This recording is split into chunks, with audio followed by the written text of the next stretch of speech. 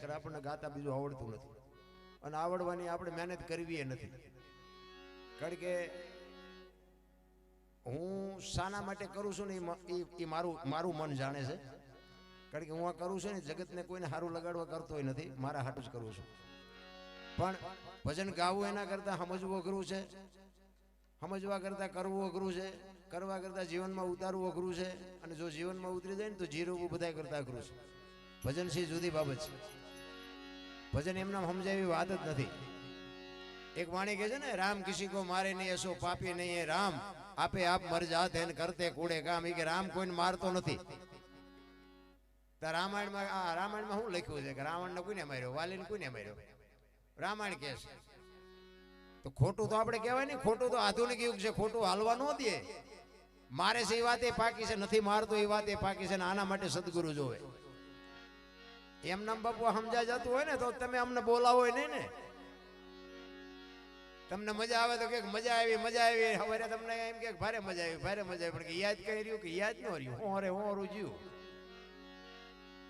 એના માટે ઠામ બનવું પડે. હમણાં કીધું ને, ચિત્તની શાંતિ, મનની પ્રશંસા, દિલની દાતારી, ગુમડાની રૂજ ને ટાટિયા તાવની ટાટ એટલું માલકોરથી આવે. આ એવી નાની વાત ગુમડું હોય ને, ગુમડું દવા લગાડવાની હોય ઉપરથી મટે માલપાથી. ભજનનું એવું છે. ભજન છે જુદી બાબત છે. અને આયનો બાપુ હું મારી પોતાની વાત કરું તો વાસુદેવ દાદાના 5-7 વર્ષ જેવું, 4-5 વર્ષ જેવું થયું છે લગભગ. આબિદાબીર મીરનો ને મારો પ્રોગ્રામ હતો અહીંયા.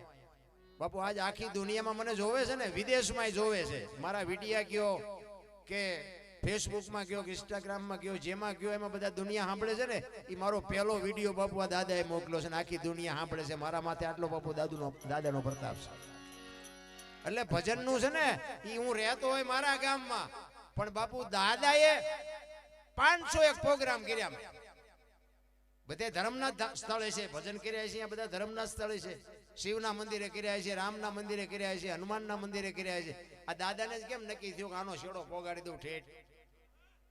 તો હું એમ કહેવા માંગુ છું કે મારા ગામમાં હું અહીંયા આવીને એના કાલાવાલા જે મેં કર્યા એમાં જો આટલું મારું એ ધ્યાન રાખતું હોય તો બાપ તમે આટલું બધું આયોજન કરો ને તમારું આ ધ્યાન ન રાખે. એની બાપુ સુરતા ટકવી જોવે. સુરતા કોઈ સુગડ સમેટે, સાહેબ ઘટમાં ભેટે, તીર્થ વ્રત બહુ કરે, જાય બદરીને બેટે. ઈ પડ્યું ને આ ગોતે ને ગોતે શેટે 12 વાસના બહુ ફેલાવે, નજર કરે ની નેઠે. આદલ તો અંતરમાં રહેશે મારા બાપ, ભજન કરો તો ભેટે. એમાં તમારું આવડું મોટું મંડળ છે, એમાં બાપુ બધા હરખા ન હોય.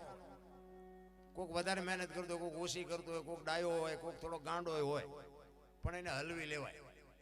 અને આ એકતા છે ને ત્યાં સુધી બાપુ આ દાદો છે ને કોઈ દી તમારે ખીલી ખટકોઈ ન થાય, આપણી ગેરંટી છે. એક તમે લખી લેજો. કાળમીટ પાણો હોય ને, કાળમીટ પાણો એને આમ શેણી રાખીને પછી ઘણ મારો ને, એ શેણી ઠેકીને નીકળી જાય પણ એ તૂટે નહીં.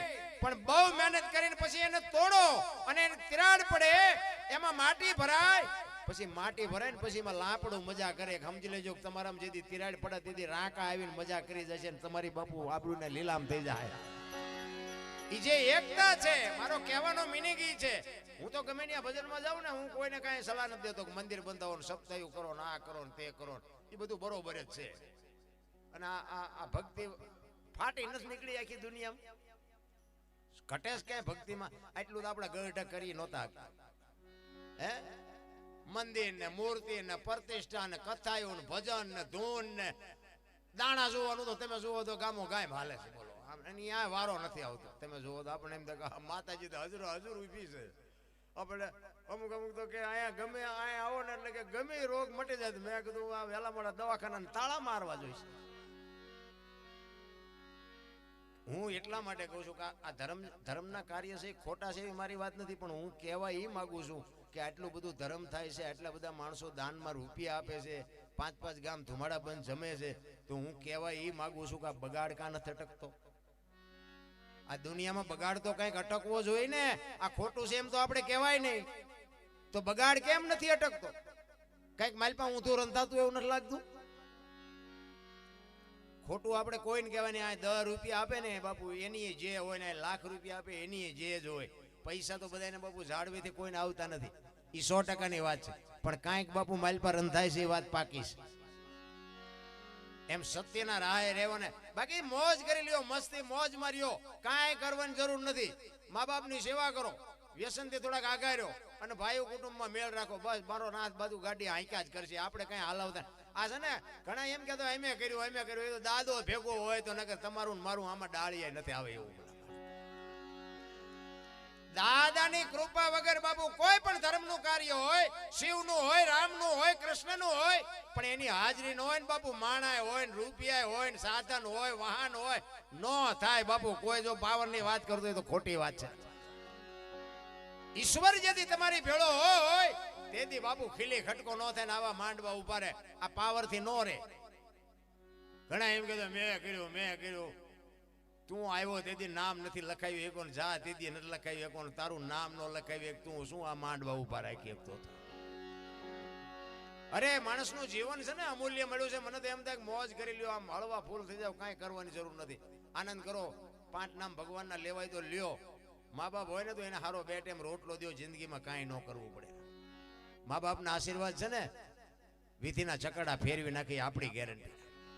મા બાપ જેવા બાબુ આ દુનિયામાં ભલે તમે જ્યાં વાપરતા વાપરજો, દેજો, ખાઓ પીઓ, આનંદ કરો, મોજ કરો, પણ મા બાપને દુઃખી કરીને બાપુ લાખો રૂપિયા તમે વાપરો ને જો ક્યાંય ચોપડે ચડે તો આપણે તમારો ગુલામ બની જાય. જેવા હોય એવા ઈ મા બાપ છે ત્યાં તમારા મા બાપથી તમે છો ને મારા મા બાપથી હું છું.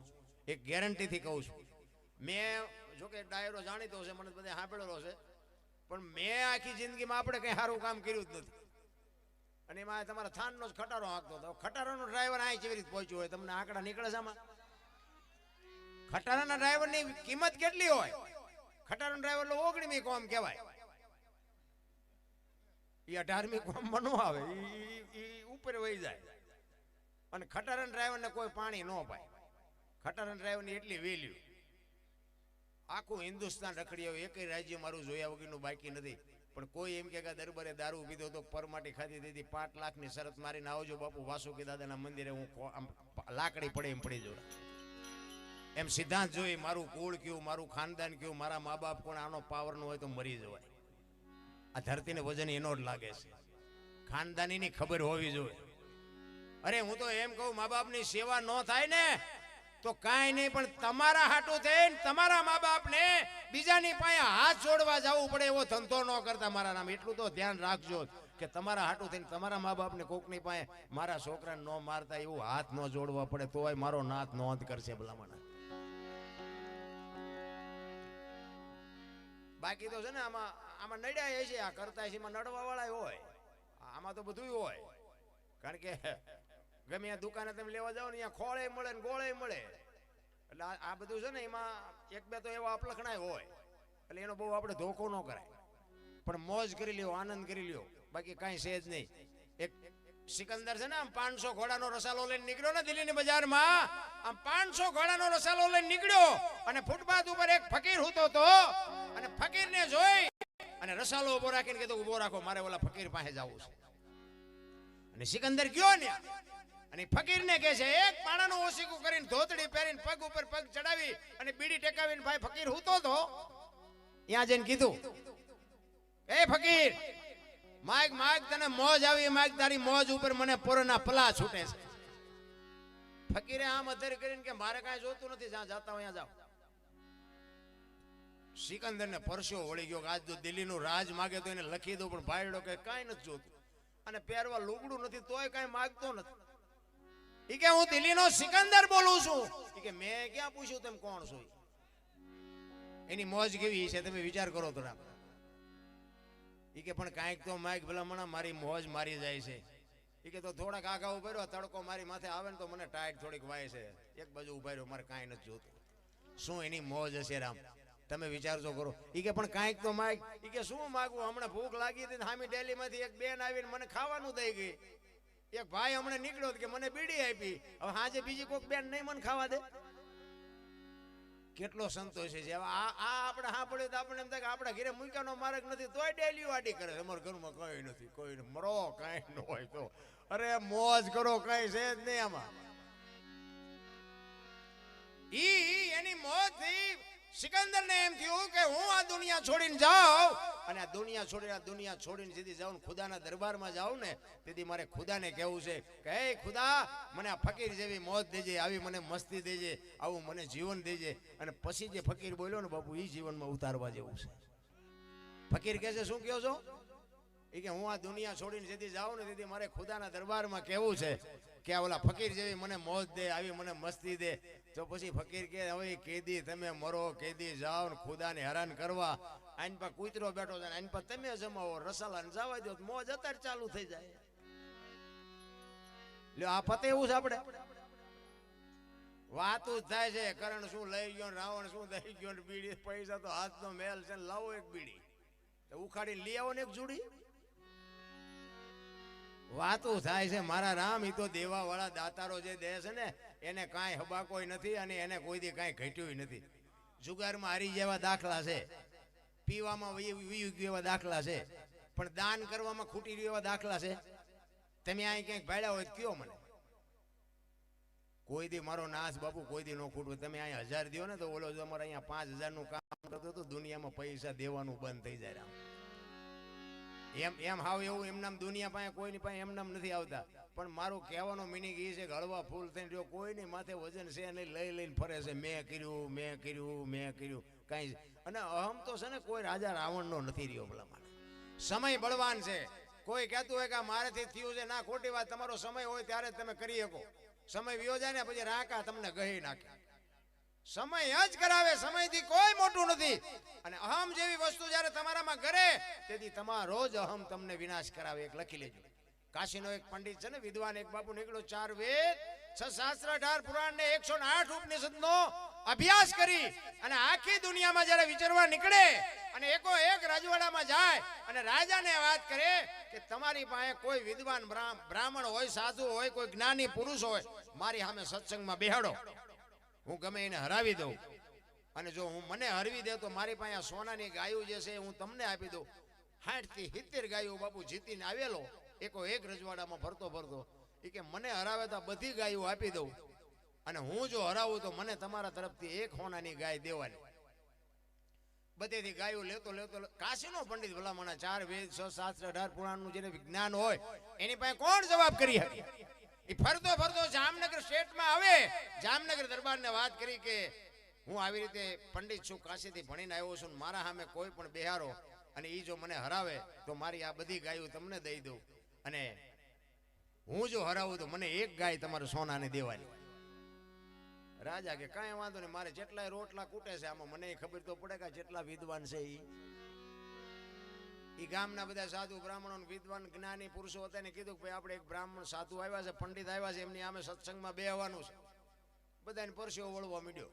એ કે હારું આપણે હારી જઈશું તો રાજા આપણને હેરાન કરશે. એ કે 15 દિવસ પછી રાખો. રાજાએ કીધું એ પંડિતને 15 દિવસ પછી રાખો, 15 દિવસ પછી પ્રોગ્રામ રાખશું. આ વાત એક નાના એવા ગામડામાં સારંગધર કરીને એક બ્રાહ્મણ રે, નાની એવી 10 વીઘા ખેતી, ઉભા થવાના બેહવાના વારા કરે એવા બળદિયા, ગરીબી ભરડો લઈ ગયેલી અને એ જામનગરમાં હટાણું કરવા આવ્યો. અને દુકાન વાળા શેઠે કીધું કે સારંગધર રજવાડામાં જવાનું છે? કે ના બાપા રાજવાડામાં મારે શું કામ છે, રાજા મને ઓળખે ને રાજાનું મારે કામ નથી. એ કે એમ નથી, પણ અહીંયા એક પંડિત આવ્યા છે અને આવી રીતે હોનાની ગાયું કે દે એને હરાવી દે તો કે એમ એને એમ થયું કે એને હું હરાવી દઉં. એક ગામડાનો બ્રાહ્મણ, ગરીબી ભરડો લઈ ગઈ છે, મેલા ગેલા લુગડા છે અને કાંઈ જાતનું વેદનું, શાસ્ત્રનું, પુરાણનું કોઈ જ્ઞાન નથી. અને રાજા પાસે આવીને કીધું કે મેં એવી વાત સાંભળી છે કે પંડિત આવ્યા છે. તો કે હા. તો કે એના સામે મને સત્સંગમાં બેહાડજો ને. રાજા કે કાશીનો પંડિત છે, આ તારી ઘોડે કઈ આંકડા મૂળિયા નથી કાઢો ખેતરમાં, આયા નો બેહાય, નાનું તારું કઈ નો. એ કે પણ મને બેહાડજો ને, હું નહીં આબરૂ જવા દઉં, મારો નાથ આબરૂ નહીં જવા દે. ઈ તે દિવસે 15 દિવસનો ટાઈમ નહીં બધો નક્કી થઈ ગયો અને બ્રાહ્મણ આવીને બેહી ગયો અને પંડિત આવ્યા. આસન નખાણું, આસનમાં તે પંડિતને બેહારે, બીજું આસન નાખી અને રાજાને પંડિત કહે છે કે મારી સામે કોણ બેહે છે? એટલે કે આમાંથી કોણ આવે છે? તરત ઈ બ્રાહ્મણ ઉભો થયો. એ કે બાપુ હું આવું. હું રાજાને એમ થયું કે મારી આબરૂના ધજાગરા ઉડાડશે. એ કે બાપુ આબરૂ મારો હાથ નહીં જવા દે, મને અહીંયા બેહવા દો. હા. એ કે હાલે અમે બીજા કોઈ હળતા નથી કે તું આય. એને બેહાર્યો. પંડિત માંડ્યો દાંત કાઢવા. એ કે તમે મારી સામે સત્સંગમાં બેહવાના છો? એ કે હા મને જેવું તેવું આવડે. એ કે હું પૂછીશ તો તમને જવાબ નહીં આવડે, પણ તમે પૂછો મને. બોલો સારંગ તરીકે કામ થઈ ગયું. એટલે સારંગ તરીકે પૂછું તો કે હા. એ કે આડી વાગે ઊભી વાગે વાગે કાપી નાખી બાળ્યા પછી બોલે નહીં સારંગ ધરની સાખી. આનું શું થાય મને કહો. પંડિત બાપુ ઘુમરે સડી ગયા. એ કે ફરીને ગયો તો? એ કે આડી વાગે ઊભી વાગે વાગે કાપી નાખી બાળ્યા પછી બોલે નહીં સારંગ ધરની સાખી. પંડિત કે આ તો મારું બધું ચય ન થયું. અને સારંગ તરીકે આ હું મારો વાસુકી દાદો બે જ જાણે છે બેટા મારા. તારે મથું અહીંયા મથને જડે તો બામણ મટી જવું. કે ઘણા ઘુમરા માર્યા પણ આ જડે ખિસ્સાનો વેદ હોય જડે કોઈને પાસે. ઓલા પંડિતે બાપુ ગાયોનો ઢગલો કરી દીધો કે આ ગાયું બધી. અને બાપુ સીટીઓ રાડ્યું દેકરા ગયેલા. આપણો બામણ કામ કરી ગયો, આપણો બામણ કામ કરી ગયો. રાજા રાજી થઈ ગયા, ગાયું બધી આપી દીધી. પછી પંડિતે રાજાને કીધું એ કે બીજું બધું ઠીક, પણ તમારા આ મહારાજને એટલું તો કયો કે આજે મેં બોલ્યા એનો જવાબ શું? રાજા બ્રાહ્મણને કે તમે જે બોલ્યા એનો જવાબ શું? એ કે એમને કહો એક હોનાને ગયા આપણને આપે તો કહું. એ કે પણ હવે એ બિચારો પંડિત છે. એ કે પણ એ બધે ઉઘરાવતા આવ્યા છે તો આપણે એની પાસે એક લેવામાં શું વાંધો? પંડિતને બાપુ વાઈટો હોય તો લોહી નો નીકળે એવો કરી નાખ્યો. પણ એ કે ભાઈ એને તારે જોતી હશે તો હું તને એક વધારાની ગાર આપીશ, પણ તું આનો જવાબ દે. તો કે આમાં કઈ છે નહીં. મેં કીધું આડી વાગે ઊભી વાગે વાગે કાપી નાખી બાળ્યા પછી બોલે નહીં સારંગ ધરની સાખી. કે બોડી મારા ખેતરમાં નકરી છે મૂળિયા કાઢી કાઢીને મરી ગયો. કે આ બોડી તમે જીનપા જાઓ ઇનપાથી વાગે કાપો તોય વાગે. એને દિવાળી મૂકો તારાજી હખણી રે. કે આ તમારા વેદમાં શાસ્ત્રમાં આવે. હવે આ તમને કહું અહમ ટાળવું હોય તો નાનો માણસ ટાળી દે ને. કોઈ જો એમ કહેતું હોય ને કે હું આ દુનિયામાં હોશિયાર છું, ના મોટા હતા મહીપતિ ગજબ હતા ગંભીર સબળ જેના શરીર મહાણે દીઠા મેકરણ હારા હારા બાપુ આ દુનિયા છોડીને વ્યાઈ ગયા છે. એમ તમારે મારે આ દુનિયા છોડવાની છે. પણ તમને મને એક માણસનો અવતાર મળ્યો છે ને બાપુ, આનંદ કરી લેજો, મોજ કરી લેજો. બાકી કાંઈ છે એની વાતમાં. એક બે ભજન એક આપણે પ્રફુલ્લભાઈને આપણે સાંભળવાના છે, પણ બે ભજન એક કરી લઉં. કારણ કે અને એક બીજી વાત કરું, પ્રફુલ્લભાઈ જોશી ને 5 તારીખે પહેલા મહિને આપણો આ જ મહિનાની 5 તારીખે એમનો સોનાનો ચેન રાજકોટથી મુંબઈ અમદાવાદ પ્રોગ્રામમાં જતા હતા ને એમનો ચેન પડી ગયો છે. એમને મોબાઈલમાં જાહેરાત કરી છે. પણ કોઈ વાયા કોઈ આપણા હગાવાલાને કદાચ કોઈ વાતચીત કરે તો એનો સંપર્ક કરી. અને પ્રફુલ્લભાઈ જોશીએ મને વાત કરી 1.5 તોલાનો સોનાનો ચેન એટલે ભલામણ અત્યારે 1.5 લાખ 2 લાખ રૂપિયાની વાત. એટલે કહેવાની એક આ જાહેરાત. બાકી વાયા કોઈ કે ભાઈ અમને આ જગ્યાએથી ચેન જડ્યો હતો, હવે એને ખબર ન હોય કોનો છે. કદાચ એનો દઈ દેવાનો હિસાબ હોય તો આ વાત થઈ હોય તો કઈ વાયા વાત થયેલી હોય તો ભાઈ આપણે અહીંયા પ્રોગ્રામમાં ખાખરાડી મળ્યા હતા ને અહીંયા આવી રીતે વાત હતી, તમારે દેવાની ગણતરી હોય તો અમે કંઈ કોન્ટેક કરાવી દઈ. એટલે એમનો ફોન નંબર એ મોબાઈલમાં છે હમણાં બે, એટલે તમને નંબર આપશે. એટલે કદાચ જો કાંઈ મારો નાથ કોઈ ખારા માણસના હાથમાં ગયો હોય તો કદાચ આવી જાય. કારણ કે આ બધી વસ્તુ અઘરી છે અને માણસે એ અઘરી છે. આવ્યો તો હશે જ કોકના હાથમાં તો આવ્યો જ હોય ને કે કઈ જમીન તો ન ખાઈ જયો. એટલે દેવો ન દેવો એ તો એના મોજની વાત છે. પણ એક બ્રાહ્મણ અને એનું હૃદય નહીં. પણ આપણે ત્યાં કોઈ લીધો નથી ને આની વાતે નથી. પણ કહેવાનો મિનિંગ છે કે વાયા કોઈ વાતચીત થાય તો એનો સંપર્ક કરાવી દેજો. એટલે આપણે એમને સાંભળવા છે. પણ એક ભજન કરી અને પછી આપણે એમને સાંભળશું. જેટલા મહાપુરુષોએ ભજન કર્યા છે ને ભાઈ, એ મને એમ થાય કે એમને કોઈ સારું જોડું નથી પહેરવા દીધું, સારું ખાવા નથી દીધું. પણ બાપુ એના ભજનથી આજ આપણે મોજ કરીએ છીએ. પણ હવે આપણને સમજાતું નથી શું કરવું ભલા. ભજન છે તો ભજન છે. એટલે